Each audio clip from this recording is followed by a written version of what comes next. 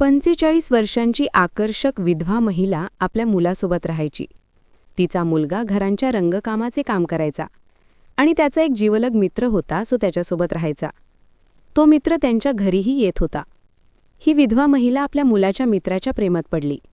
या दोघांचे वय अगदी आई मुलासारखे होते, पण त्यांच्या मनातील वासना अशा प्रकारे समोर आली की त्यांनी कोणतीही नाते किंवा वयाची मर्यादा पाहिली नाही आणि आपली वासना पूर्ण करू लागले.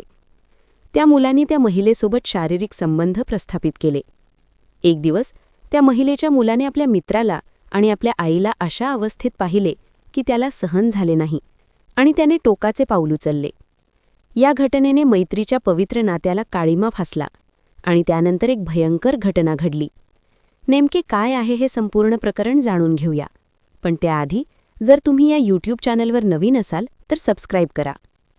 मध्य प्रदेशातील इंदूर जिल्ह्यातील एका शांत कॉलनीत, जिथे लोकांच्या आयुष्याची गती रोजच्या धावपळीत मोजली जाते, तिथे एक भयावह घटना घडली जी 2 कुटुंबांना नेस्तनाबूत करून गेली. ही कहाणी आहे 48 वर्षीय आकर्षक विधवा रेखाच्या, तिच्या 28 वर्षीय मुलाचा अभिमान असलेल्या विकासच्या आणि त्याच्या जिवलग मित्राच्या, ज्याचे नाव होते राहुल मेहता. रेखा आणि विकास एकमेकांवर अवलंबून जगत होते. विकासने घरांच्या रंगकामाचे काम सुरू केले होते, ज्यामुळे त्याच्या आईला आर्थिक आधार मिळत होता. राहुल हा विकासचा अविभाज्य साथीदार बनला होता. तो विकाससोबत काम करायचा, त्याच्या घरी यायचा आणि कधीकधी रात्रभर थांबायचा. पण या मैत्रीच्या आडोशात एक अंधारी वासना जागी झाली, जी आई मुलासारख्या वयाच्या फरकाकडे दुर्लक्ष करून पुढे सरकली. ही वासना इतकी प्रबळ झाली की तिने मैत्रीला काळिमा फासला आणि शेवटी एका जीव घेणाऱ्या हत्येपर्यंत पोहोचली. ही घटना विजयनगर पोलीस ठाण्याच्या हद्दीत असलेल्या ग्रीन व्ह्यू सोसायटीत घडली. चला या संपूर्ण प्रकरणाची सखोल माहिती घेऊया. पण सावधान, ही कहाणी फक्त सत्य घटनेवर आधारित आहे आणि ती तुम्हाला जीवनातील नात्यांच्या सीमा आणि वासनेच्या परिणामांबद्दल सतर्क करणारी आहे. रेखा ही एक देखणी आणि मजबूत इच्छाशक्तीची महिला होती. तिचे वय 48 वर्षे होते, पण तिच्या चेहऱ्यावरून वयाचा अंदाज येत नव्हता. तिच्या नवऱ्याचे निधन 10 वर्षांपूर्वी एका अपघातात झाले होते. नवऱ्याच्या मृत्यूनंतर रेखाने आपले संपूर्ण आयुष्य आपल्या एकुलत्या एक मुलाला, विकासला वाहून घेतले. घरच्या मंडळींनी तिला अनेकदा दुसरे लग्न करण्याचा सल्ला दिला. रेखा, तू अजून तरुण आहेस, आयुष्य जगायचे आहे, असे ते म्हणायचे. पण रेखा ठाम होती. माझा विकास हाच माझा आधार आहे, मी त्याच्यासाठी जगेन, असे ती म्हणायची. ती एका छोट्या नोकरीतून आणि विकासच्या कमाईतून कसेबसे संसार सांभाळायची. विकास आणि रेखा हे दोघे एकमेकांसाठी जगत होते. विकासला आपल्या आईची काळजी होती आणि रेखाला आपल्या मुलाचा अभिमान होता. विकासचे वय 28 वर्षे होते. त्याने 12वी पर्यंतचे शिक्षण पूर्ण केले, पण पुढे अभ्यास सोडला. घराची आर्थिक स्थिती बेताची असल्याने त्याने रंगकामाचे काम सुरू केले. तो मेहनती होता आणि दिवसभर घरांच्या भिंती रंगून, डिझाईन्स बनवून पैसे कमवायचा. मागील 3 वर्षांपासून त्याची एका तरुणाशी खूप जवळीक झाली होती. तो तरुण होता राहुल मेहता, वय 27. राहुल आणि विकास यांचे वय जवळपास समान होते, त्यामुळे त्यांची मैत्री पटकन घट्ट झाली. ते एकत्र कामाला जायचे, एकत्र जेवायचे आणि एकत्र फिरायचे. राहुल विकासच्या घरी येऊ लागला. सुरुवातीला रेखा राहुलला आपल्या मुलाच्या मित्रासारखेच वागवायची. ती त्याला जेवण बनवून द्यायची, त्याच्या आरोग्याची काळजी घ्यायची. पण हळूहळू काहीतरी बदलले. राहुलच्या येण्याने रेखाच्या मनात एक वेगळीच उर्मी जागी झाली.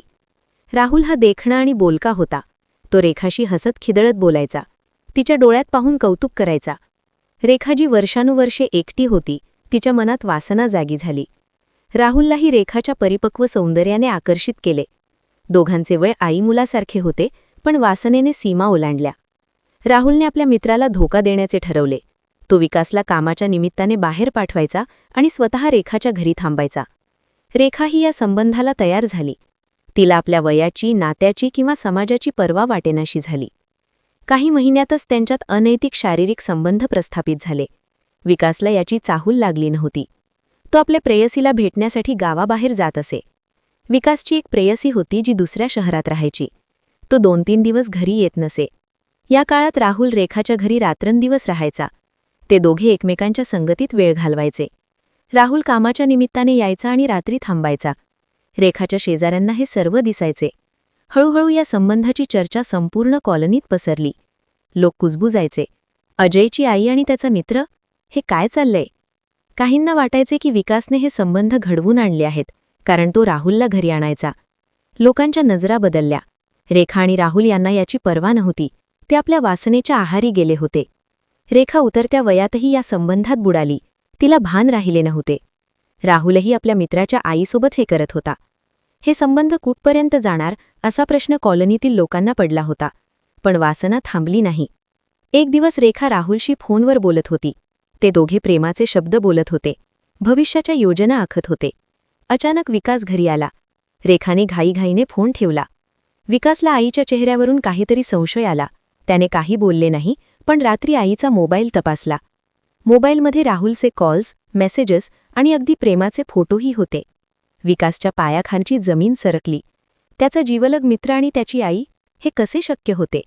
त्याला विश्वास बसला नाही, पण पुरावे समोर होते. विकासला राग अनावर झाला. त्याने राहुलला फोन केला आणि विचारले, तू आणि माझी आई, काय चाललंय? राहुलने साफ नकार दिला. काय बोलतोयस तू? मी तुझा मित्र आहे, असे कसे काही करू? पण विकासला आता खात्री पटली होती. कॉलनीतील लोकांच्या कुजबुजही त्याच्या कानावर येत होत्या. त्याचा राग डोक्यात चढला. त्याने आपल्या 2 विश्वासू मित्रांची मदत घेतली. त्यांची नावे होती संजय गुप्ता आणि अमित शर्मा. संजय आणि अमित हे विकासचे बालपणीचे मित्र होते. ते तिघे मिळून राहुलच्या हत्येचा कट रचला. तारीख होती 12 नोव्हेंबर 2025. राहुल एका नव्या इमारतीत रंगकाम करत होता. दुपारची वेळ होती. जेवणाची ब्रेक. तिथे कोणीही नव्हते. राहुल एकटाच काम करत होता. विकास, संजय आणि अमित त्या इमारतीत पोहोचले. त्यांच्या हातात धारधार शस्त्रे होती, चाकू आणि ब्लेड. ते राहुलजवळ गेले आणि अचानक हल्ला केला. पहिला वार राहुलच्या मानेवर, दुसरा छातीत आणि तिसरा पोटात.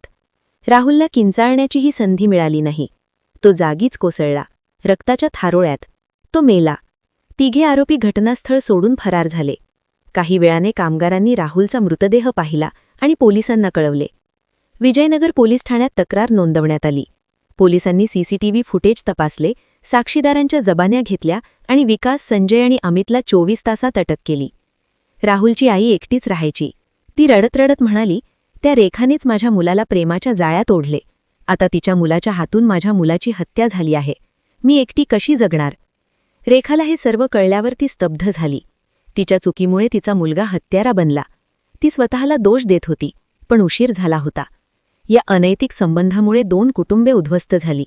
विकासला आयुष्यभराची शिक्षा झाली. रेखा एकटी पडली आणि राहुलची आई विधवा झाली. मैत्रीच्या पवित्र नात्याला काळीमा फासला गेला. ही घटना सांगण्यामध्ये उद्देश फक्त सावधान करणे आहे. वासना कितीही प्रबळ असली तरी नात्यांच्या सीमा ओलांडू नका. समाजाच्या नजरा आणि परिणाम भयंकर असतात.